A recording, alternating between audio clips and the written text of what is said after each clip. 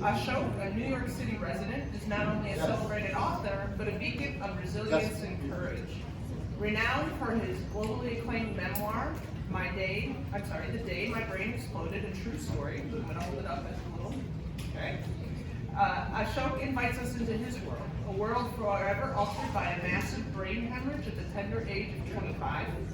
In his darkly comedic yet profoundly introspective account, he navigates the complexities of a disability, race, and culture, offering a perspective seldom seen in literature. His work stands as an incredible brain injury memoir, shedding light on the human spirit's capacity to endure and triumph against all odds.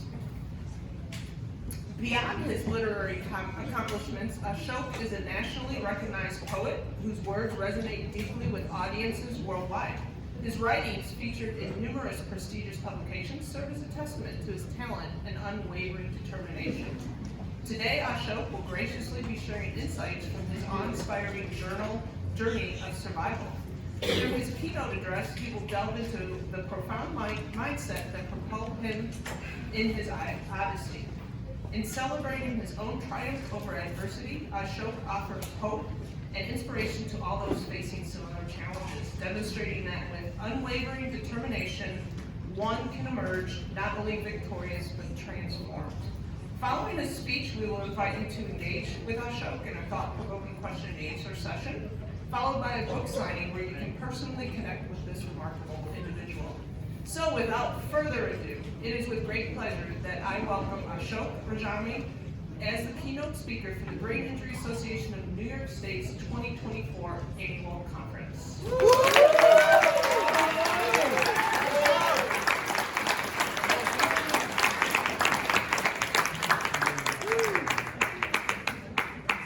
Thank you. And Michelle, thank you so much for that fantastic introduction. And like she said, my name is Ashok Rajamani, and I'm so delighted and honored to be here to speak at this conference. It's a wonderful thing. And I thought today I would start off with a fairy tale. Okay, sounds good? Yep. All right, let's do it. Okay, once upon a time, there was a 25-year-old man who attended his brother's wedding. And at his brother's wedding, his brain exploded. The end. Thank you. All right. Thank you. As you can guess, that young man was me, and this was not a fairy tale. It was a true story.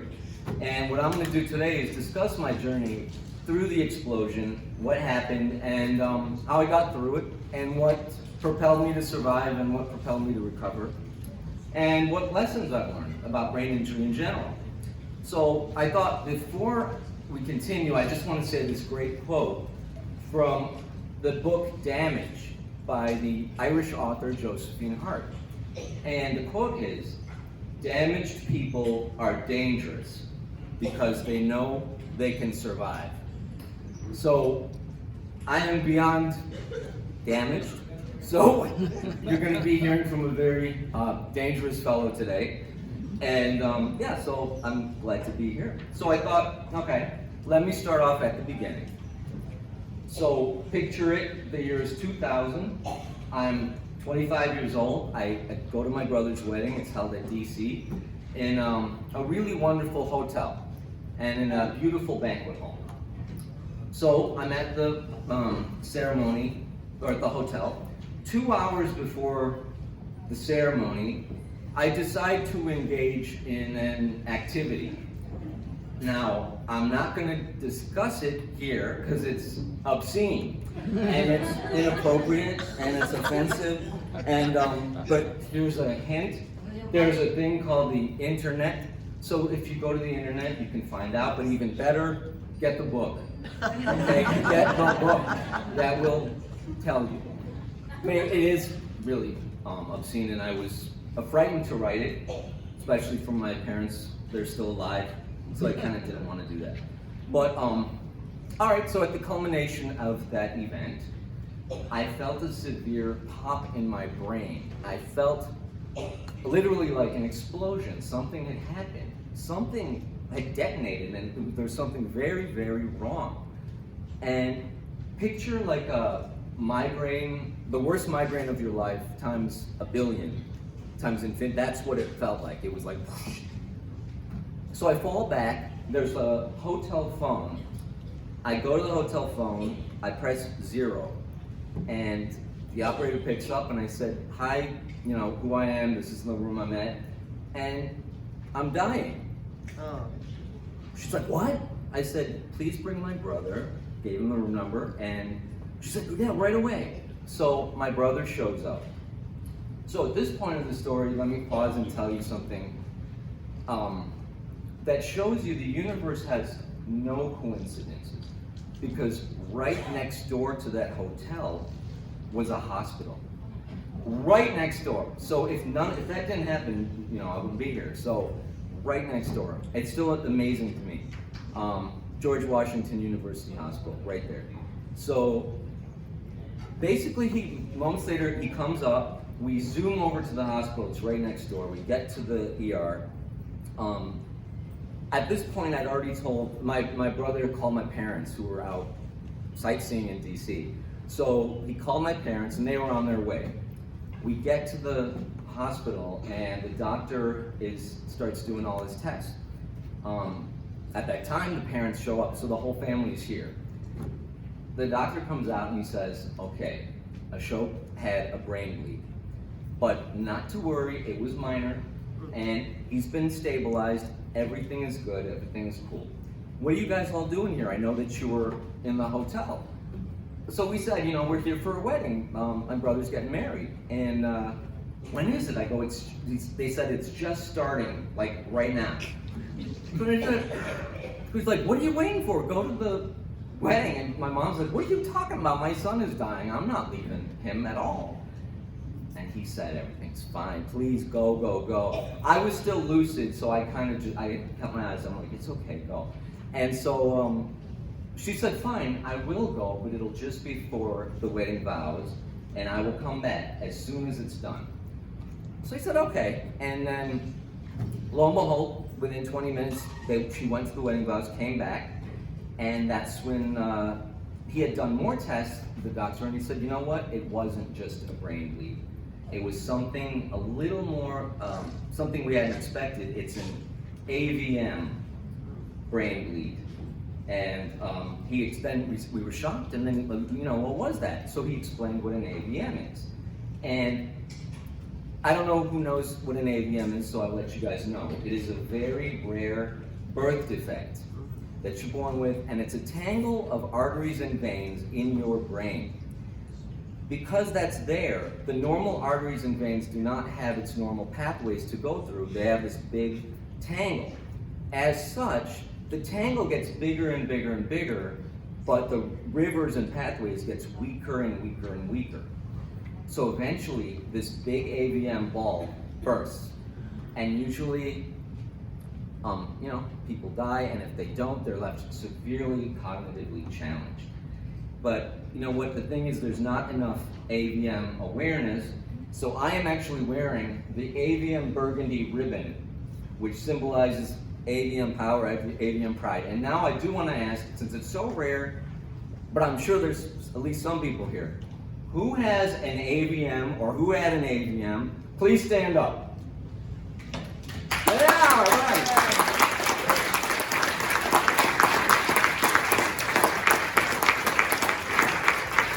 Everybody applauds because, you know what, we deserve love, they deserve love.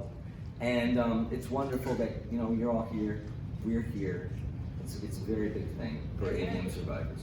And thank you, you know, for supporting, we're all wearing that ribbon. So I'll continue with this. Let's see, the doctor had said basically that for this to be dealt with, he's got to remove that AVM. However, to remove that AVM, all of the blood and all of the fluid had to clot. Because after a brain hemorrhage, it's like a river of blood inside you. And all of it had to just like drain and clot. And when it's perfectly dry, they'll go in and remove that AVM. So, you know, it's like, so he'll be here for a while. So he said, okay. So a while turned out to be 3 months. Now, at the end of the 3 months, which a lot of things happened we'll get into later. At the end of the 3 months, they did the surgery. And the surgery involved taking what's called a Midas Rex drill. That's the name of it. And they drilled open my skull. And they took out the skull piece, which is called the bone flap. And they removed that. And then they went and found the AVM. Mine was between 3 lobes, nestled very, inside it. They had to take microsurgical instruments and dig in, get that AVM, and then staple the sides around it so that at that point then the arteries and veins can be free flowing and healthy. So it was time consuming. And after removing the AVM, they clamped my skull back using titanium plates. Then with the titanium plates to screw them on, they used titanium screws. So this whole thing's metal. So I'm like a robot. So this whole thing, I hit it a lot, and I'm not supposed to, but it's kind of fun. And after the speech, I'll be there so I'll hit my head if you want to. Will you do that, Mauricio?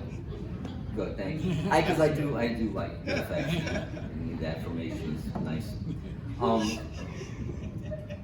Okay, so after that hospitalization, I had to obviously do immediate, and the surgery I got out, we had to do immediate rehab in the hospital, which we did. And then when it was time to go, I went to my parents' place in New Jersey, where I stayed for 6 months. 6 months of just recovery. And, learning all the basics, eating and going to the bathroom and like walking and just talking. So that took about a good 6 months. After the 6 months had passed, it was time. I said, all right, good to go, let's go back to New York. So I went to New York City, and that's when even more surprises happened. I got to New York, let me see, we'll put it to 2 surprises. One was, I had started work early for some strange reason. And I went to work, and one day, one of my assistants came up to me and said, Ashok, what's wrong with your face? And I said, what do you mean? This whole side of your face has scab wounds everywhere, and it looks like dried blood. Now, I know she jokes a lot, so I thought she was talking about acne scars, and at that time, maybe I was having pimples. So I felt it, and I said, okay, she's such a B word, because it's just zits. I mean, why is she calling it scabs? So then, the next week, 2 coworkers came up and said, what's wrong with your face? There's a lot of stuff happening. I just said, all right, this is getting ridiculous. That night, I went to Bed Bath & Beyond and picked up this 5-sided mirror, not even 3-sided. And I said, let me just take my time and see what's going on. I looked through the thing, and it turned out half my face was indeed bloody from here on in. It was scab wounds everywhere because I couldn't see it. I didn't even know. So when I was shaving my face, all I could see was the side. I didn't even know.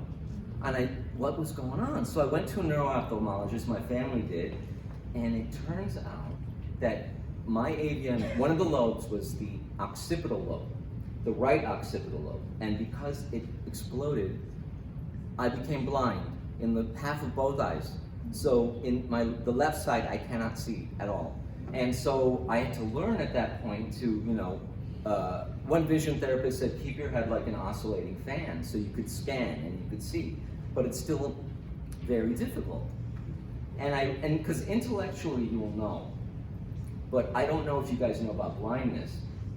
I always thought blindness would be like a black line or like a black darkness. That's what I assumed blindness would be in my life. So I thought, okay, he's half blind, meaning that there'd be this, and then there would be blackness. There's no blackness. It's just not there. Blindness is like thinking that you can see from your knee or your shoulder. It just doesn't happen. So, like, can you see from your elbow? No, nothing. So I could not see that. And all I could see was this. And then crazy things happened. One thing was, I guess I would go to a shopping mall, okay, and I would enter a restroom, public restroom, and there would be no urinals, but just stalls. And I'd say, what is it? And then I'd hear these, get out of here! These women were screaming. I said, what the hell is it? And then they just said, then I saw these women, I go, oh my God, what's going on? And I get out, and I'm like, okay, they must have been like, who's this scary brown man? Get him out. So I got out, and then I looked at the sign. Because of my blindness, all I saw was men, and I didn't see women. Now, and the worst part is it wasn't just the one time. The way I am as a human, I forget like 3 or 4, 7 times I forget. So when you have brain injury, you forget these things. So basically, I keep hearing these women screaming, and nobody called the cops. And this was before, I should say, before gender neutral bathrooms. So this was a big thing back in the day. So this day, I guess it wouldn't be, but then, yes. So I got screamed at a lot. Yes, that's exactly correct. So then after, after that, I was finally learning how to deal with the blindness. One day at a time, I was fine. But another new surprise happened. I started getting seizures. Horrible ones. And I don't know if you guys know of epilepsy, but it is a horrific condition because there is no good treatment for it. And every treatment you do is trial and error. You get a medicine prescribed. If you have seizures, the medicine doesn't work. If you don't have it, it works. So it's pretty much trial and error. Not only that, if you find a drug that works, then you must find if it needs another drug to work with it, if it needs to partner up. And how many does it need? And what's the amount? 5 milligrams, 10 milligrams, whatever. So for me, it took 2 years of finding the right treatment, and during that time, it was just a nightmare everywhere. Because every morning you'd wonder, where you're gonna have it. But I am proud to say, it's been 13 years, I've been seizure-free.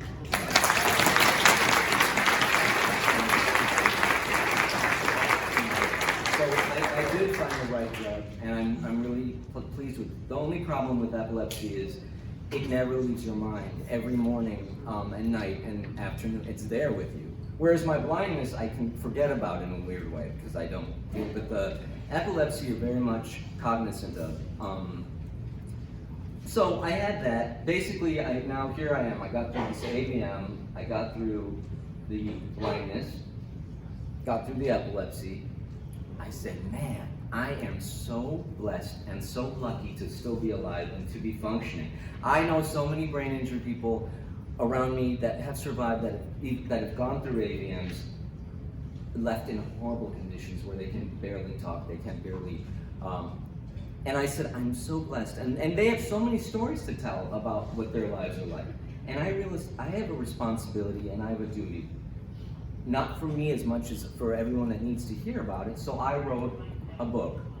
I wrote a memoir on it, and it's you know, the day my brain exploded. And took a while, but I did it.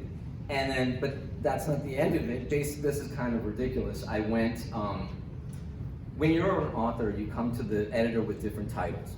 So I came with different titles. The first title of my book was Horseshoe Souvenir, because the scar is in the shape of a horseshoe, and this is my permanent souvenir that will live with me forever. So I'm all excited about it, and I think it's very literary and very, you know, ooh, horseshoe, what is that? So the editor goes, what the hell is this? We're not using this. This ain't no Mr. Ed. So I'm like, Mr. This is not my friend Flicka. So I said, my friend Flicka. And then he was all like abusive about it. And I just said, wow. He goes, no one's gonna get a book on stable. And oh, by the way, it's good to discuss it here because it's Saratoga. That's right. Aren't y'all horse people? So no to Horseshoe Souvenir. I had another great one that I liked, which was, actually, I titled the speech, this one, I called it Brain Karma, and I was so excited about that. I thought that would be perfect because it deals with my fate, it deals with my brain. He goes, what is this, a book on yoga? A book on meditation? A book on Sudoku? I hate it. So I said, geez, you don't like Brain Karma either. Then he said, I know what we're gonna call it. I said, what? The day my brain exploded. So I said, that's horrible. I said, I was mortified. I said, it's tabloid. It sounds very much like The Day the Earth Stood Still, and I just didn't like it. And he said, no, that's what we're going to use. And lo and behold, I used it, and the reception I got was very positive, and it dawned on me that it is the perfect title for brain injury. Because The Day My Brain Exploded is bold, in your face, hardcore, and that is what brain injury is. There is nothing literary or subtle or metaphoric about brain injury. It's something in your face, it's something harsh. It's the day my brain exploded. So I am very pleased now with the title, and if you notice that the cover has a bomb, a detonating bomb, which I'm very pleased with. They did that as well. So the book came out, and with the title, The Day My Brain Exploded, and it got a lot of, surprisingly, it got a good acclaim. It got Pulitzer Prize, Luminary commended, which I was really impressed about. I said, wow, because they had not,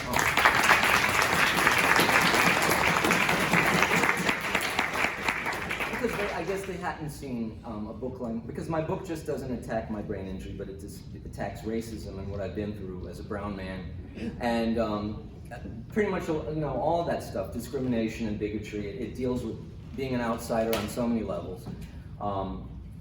So yeah, that went well. It got a lot of acclaim. And now the coolest thing is, what is it? Many, many years later, turns out it's going to be a movie.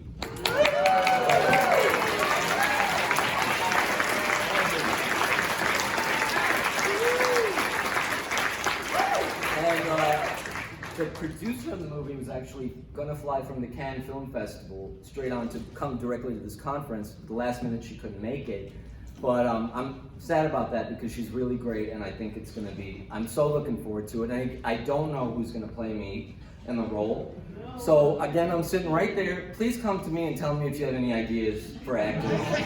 Because I don't know any, because there's no Indian American actors in Hollywood that I can think of right now. What?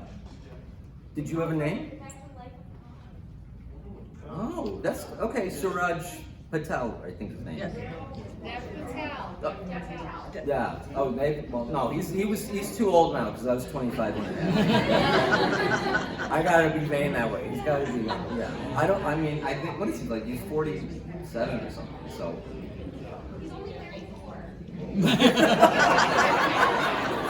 All right. I'll compliment the producer. All right. So that's a possibility. So yeah, the movie's been made, and and that brought me here, and this has brought me to, I want to discuss with everybody insight about the book, and specifically the first thing is what got me to survive. And this I want to affirm to any cynics and skeptics or whatever. I'm going to be discussing spirituality at the moment, and I am not here to moralize to anyone about a spiritual path to survival. I'm here to just merely describe mine, and that's it. So I want everyone to know I'm not saying to do anything. And so I'll begin with that. I'm of the Hindu faith, and a lot of my journey, my mindscape of getting through, is informed by my spiritual background. Primarily these points. There are two major factors in divinity or Godhead in Hinduism, and those are resistance and surrender. These are the two divine forces. These are emblematized by two deities. Now, on the far left, you see the mother goddess, Kali, and she represents fury, ferociousness, anger, and war, and battle. And as you can see, her tongue is sticking out in fury. She's holding weapons. She's even holding a severed head, and she's holding a sword. So she's also called the sword. On the other hand, surrender is emblematized by Lord Krishna, which is all the way on the far right side with his blue face.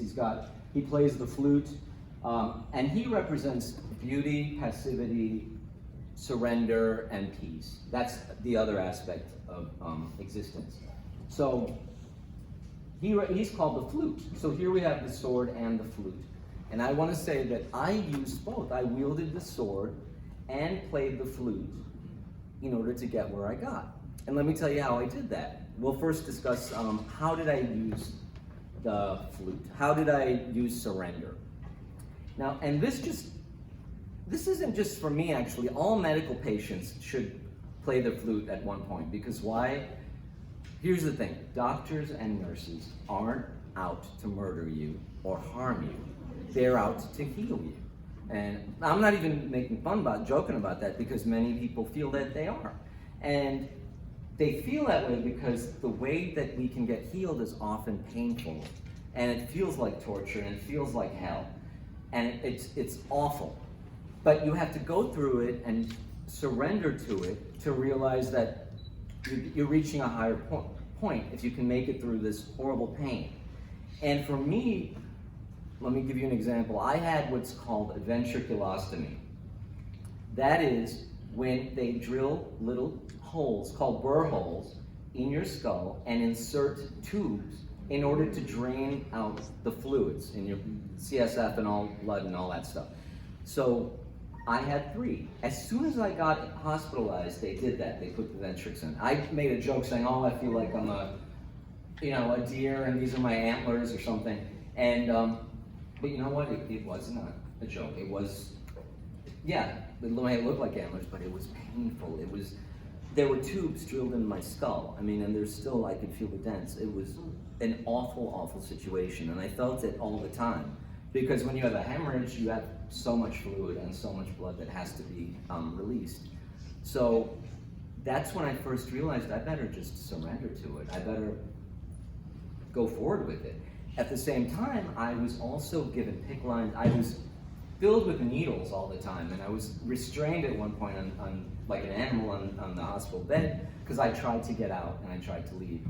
And so what I had to do was I not only surrendered to the pain, but I had to start going beyond just tolerating it. I had to go beyond. I had to say, I wanted this pain. I wanted to adore it. So I started deifying the pain. I decided to make pain holy. And I decided to say every time I was facing pain, it was a prayer. It was something I had to go through. And it was, that was the way I basically did that. So I got through all of that, and I realized that I can't even believe I made it through all that pain, but I just surrendered to it.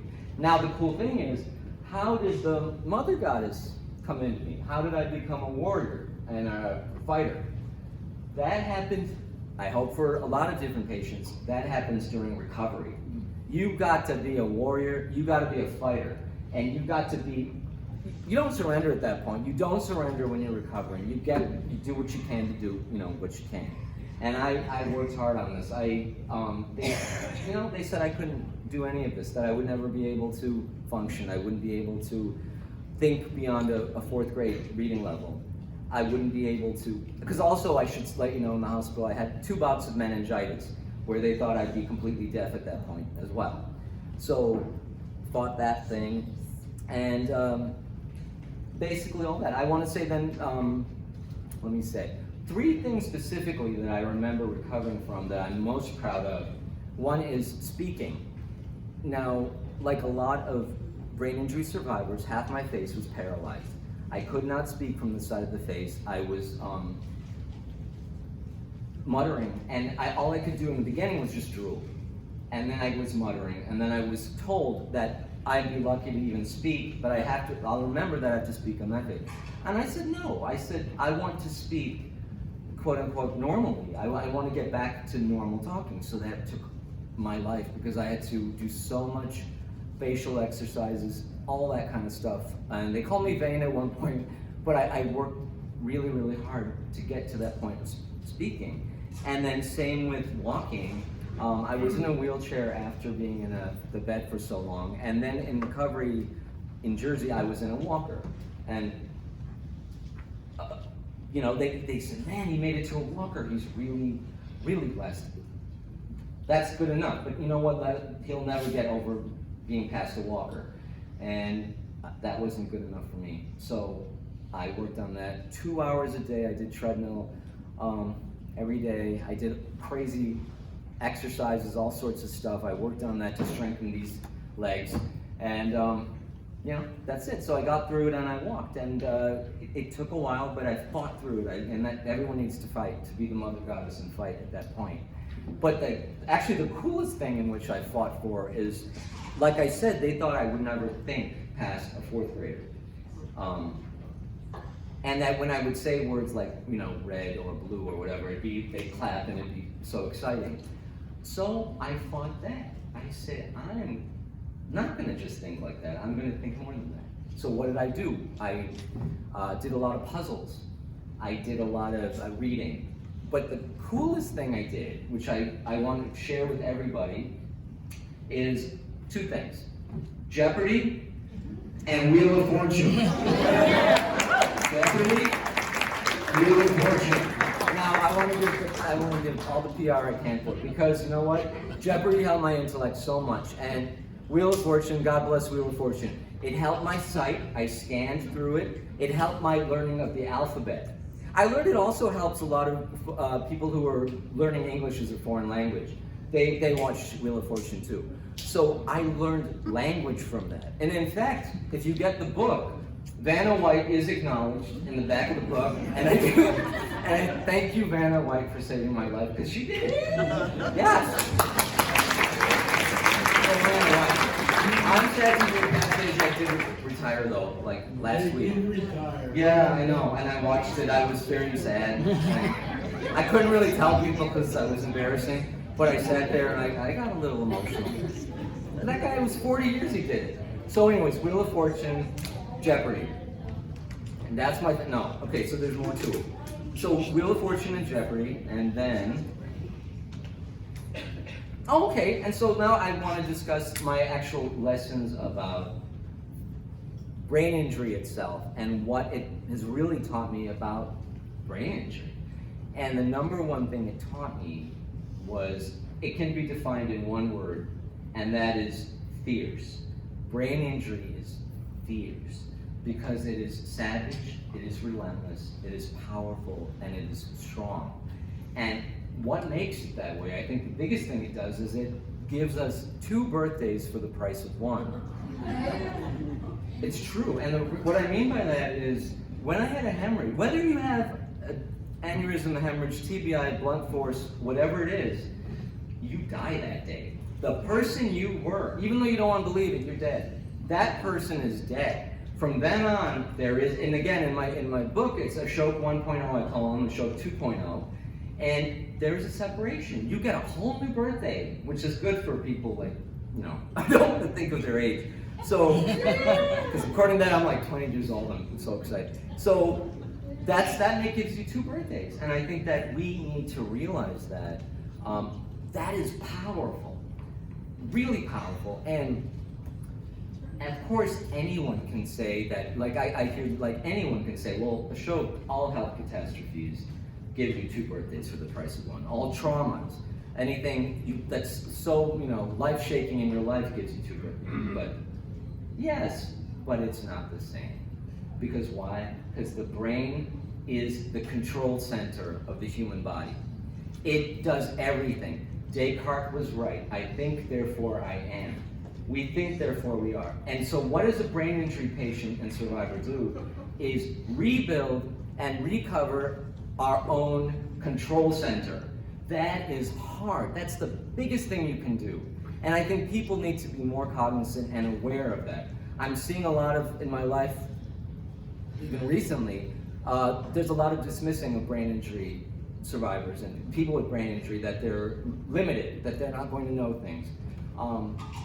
No, they're powerful. You know why they're powerful? It's because we're rebuilding a control center, and that's something few people can really, really do.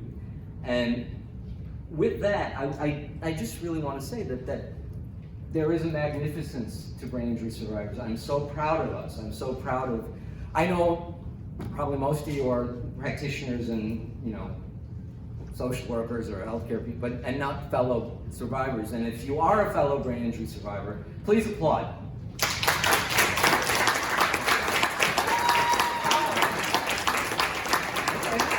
I thought it was all going to be just doctors and scientists and whatnot. Okay. My tribe is here. Good. Hi, everybody. So, yeah, that's what I learned. And so, bottom line is, what have we learned about brain injury? Above all, because of all this, it is a revolution. brain injury is a revolution. It is a revolution of the will, a revolution of spirit, a revolution of the mind, and above all, a revolution of survival. And to conclude today, I do want to say this really wonderful line from the one and only Joseph Campbell. I am paraphrasing it for my community and for this conference, and I hope it moves you as much as it has moved me in my life. And it also tells us that, yeah, something awful happened when you have had brain injury, but because there's this part two of you, something beautiful and something gorgeous and something great is going to happen for you. And that's what has to be kept in mind to a lot of people who are dealing with the suffering, which I understand fully well, but to know there's something so gorgeous out there. And so the quote is simply, we brain injury survivors, we brain injury warriors, must be willing to let go of the life we had planned so we can live the life we are destined for. Thank you.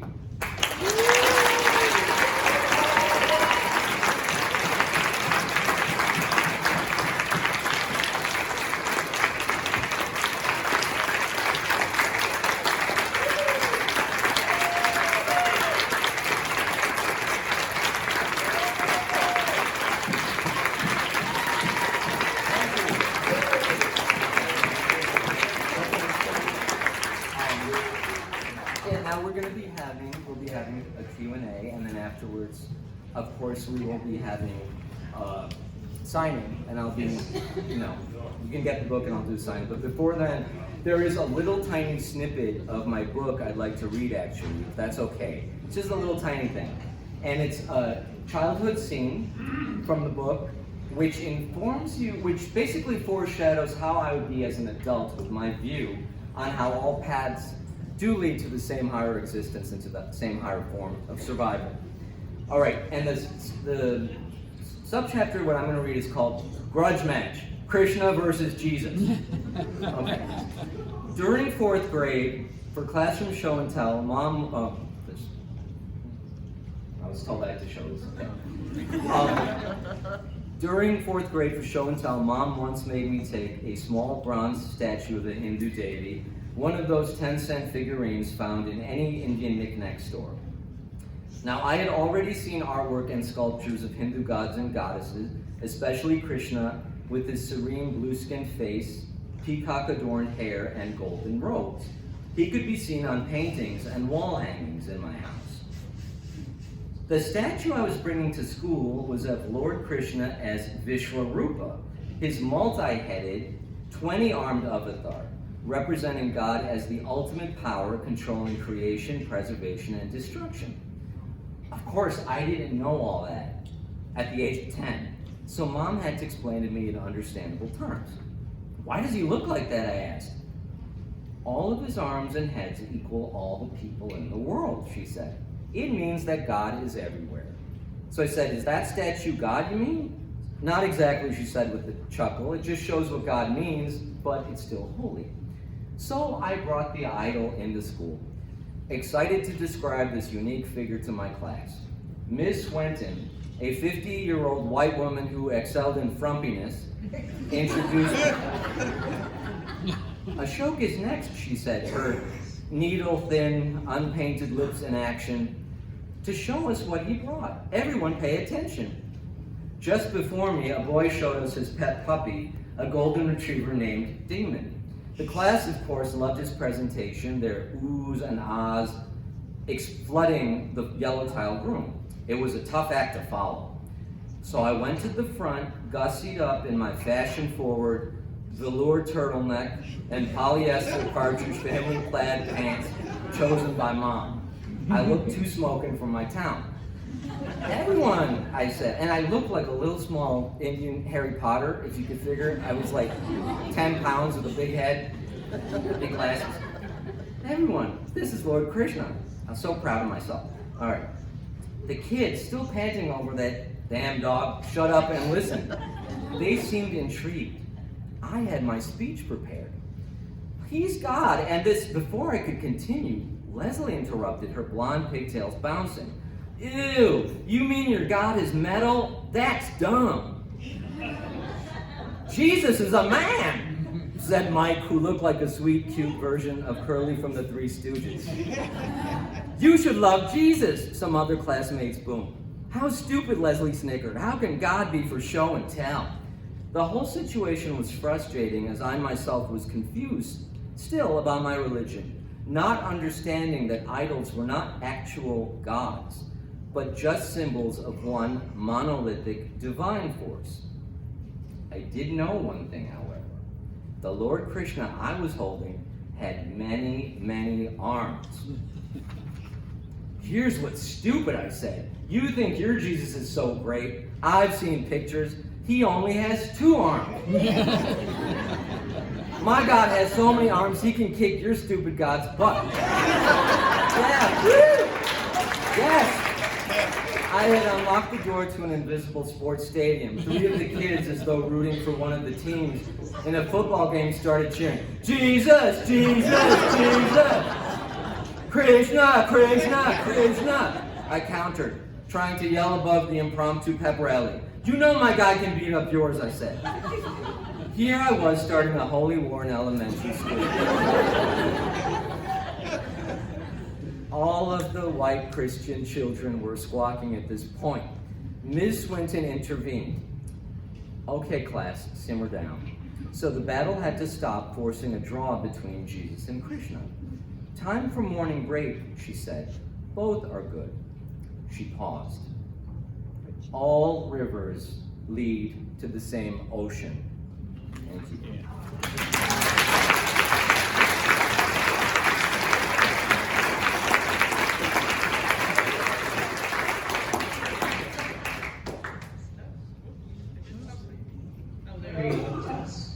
Okay, so question and answer. This is a very big room. I will come around as much as I can. Again, we'll just ask questions and you will be answering them. So here we go. I have number 1 right here. I just wondered if he was ever on Diane. I was on Dilantin. Are you in Dilantin? Oh, yeah, I was in a coma for 2 weeks. Oh, They kept me alive, they fed me intravenously, all that stuff. Oh, yeah, I had major dizzy spells. Wow. I've been on about 18 different kinds of medicine. No, unfortunately, in my case, Dilantin didn't work at all. I had a lot of bad seizures with it, so I had to change again. But that was the first one I took. After. Yeah, after. So I realized, so this isn't the right one. I had to move to this. Like I had to do like I played 20 different drugs to find the right one. 18 different ones. But Dilantin didn't work for me. And right now it's called Venlafaxine, they just came up with that. Oh, okay. I don't know about that My one. your body builds up an immunity to certain types of medication after a while. Yeah. Okay, here we go. We got another question right here. Not a question, I had a stroke. I had a brain hemorrhage, the same thing. Wow. But I had a stroke after. The same thing, really bad, you're gonna die, stuff like that, and I survived. You're talking about, well, for me, I had a stroke was 32 years ago, right? I was very upset for years, but I had a job with people with disabilities, helped me out. So I was not upset anymore. I was, what's it called? Just happy. Helps me out what you did. Right? Either way, I'm happy. Just happy. So helping people make you feel better. Yes, people with disabilities. Yes. Very Thank you good. for telling me. Okay, let me make my way. I have one over there if anybody wants to stop me on the way. Get my steps in today. Okay.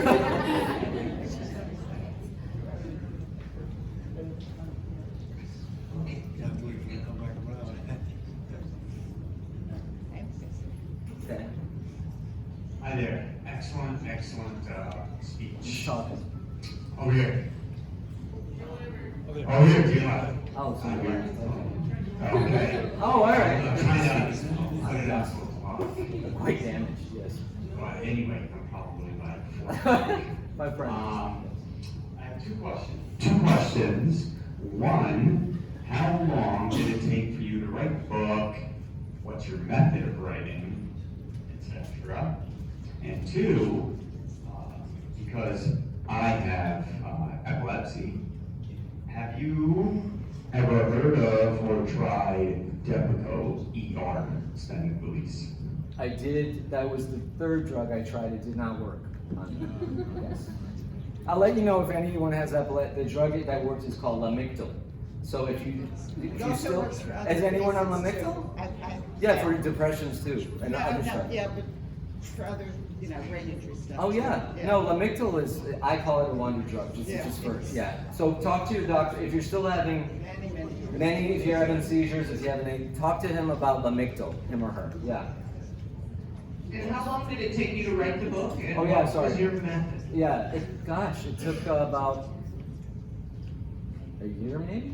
I don't know, it was, whatever time it took, and then it took a whole bunch longer after the editor, slashed it to pieces, and then I had to work. I had no idea making a book was that tough, but it was really, really difficult.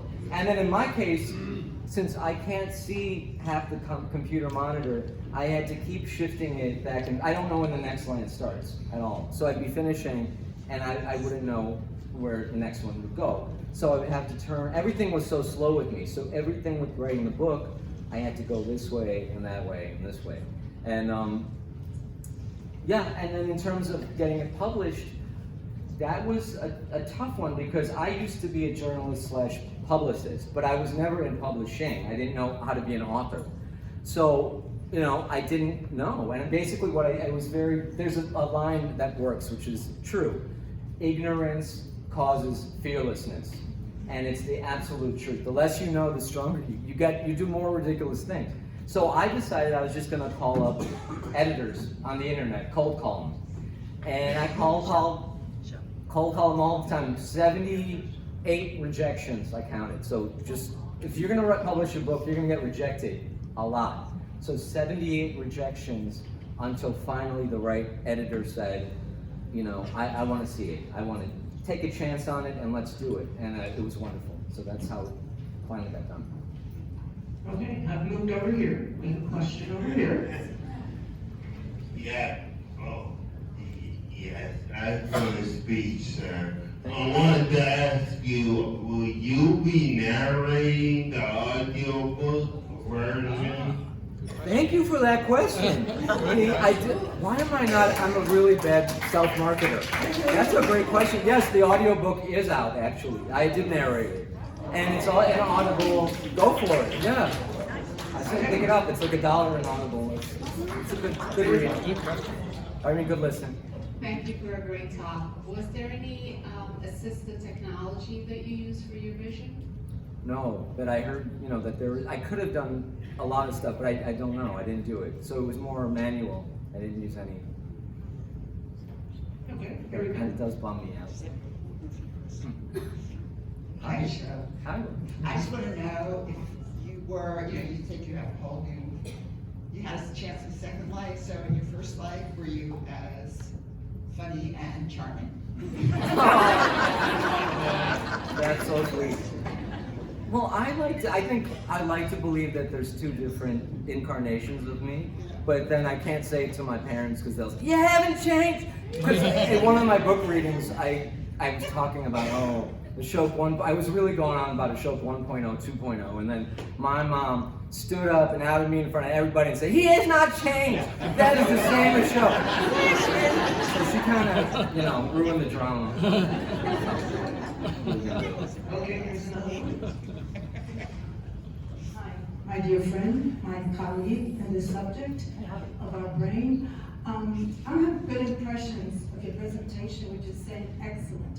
But I certainly have to say that putting an example for other people who have traumatic crisis, whether it be recently or 20, 15 years ago, would you say that the family really helped provide support with the family? Does it really count a lot in your story? You're talking about These are your great dad, questions. about your mom. Yeah. Does it really help a lot? Yeah, I mean, this is all stuff I should have discussed, but yes, my family were amazing, and I couldn't have gotten through without them. That's a great question. Thank you. Yeah.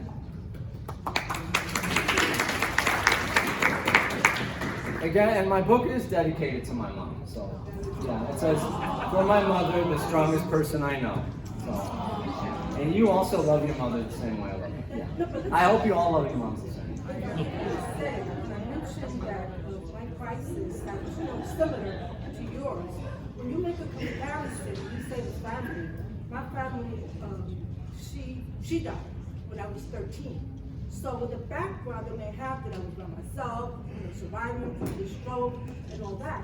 So when you say that comment that your experiences, even though you have that fire, you have it within you. But if you don't have the support around your family, your dear friends, your loved ones, and the support with people with traumatic crisis, that gives a lot of lifting and understand that a person with a hidden disability, because our disability is hidden, we cannot know this. But once again, I applaud your messages and excellent in terms of that. So you're very lucky and fortunate with your mom and your family members. Thank you so much. Do you have another question here? Do patients with brain injuries become depressed more? There's two questions. Become depressed more, and can patients with brain injury benefit with TMS? Well, I mean, I can't speak for brain injury. Everyone has different brain injuries, and who have brain injuries have a different path and how they deal with it differently. I can say, yeah, for me, sadness was a lot of it. Yeah, I still get it. There's a lot of darkness, I think. For me, I think the most crippling thing was probably the isolation and the feeling that nobody's going to understand. Especially people with invisible conditions really are the only ones that kind of do. Because if you see me, you wouldn't know that I have the blindness, that I have all of this, that I'm, damaged in my brain. Nobody would know. So yeah, it leaves you very isolated. Yeah. So. Okay, I have a question over here. Pretty soon we're going to wrap up, and he's going to sell his books up there for $20 cash, and he will sign them. If you can also just stop by and have a conversation, meet him. And hit my head. Too. Yes. Here we go.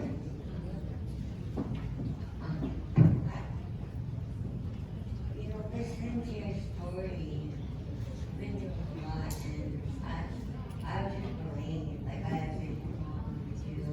I have vision problems, and like, you can't see like this and think worry about it. I just saw so much, people, they didn't understand you, and you're different, you have a different religion. People are like, advocate you like Americanized. I felt that. So, I hope that you stay faithful and believe in God. And you're doing really good. Thank you so much. Thank you. I appreciate it.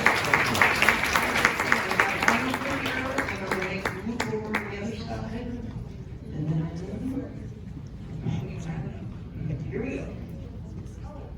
So, thank you so much for your talk. It has really meant a lot. It's really meant a lot to my heart, to my soul, and my brain. I wanted to ask you, what was the quote? You said something towards the end about how brain injury is fierce, it is brutal, it is savage, it is strong. Can you repeat that? Yeah, brain injury is fierce, it's savage, it's relentless, it's powerful and strong. Oh, how did I forget my favorite line that I was happy that I wrote, which is, all brain injuries, why are we magnificent brain injury survivors?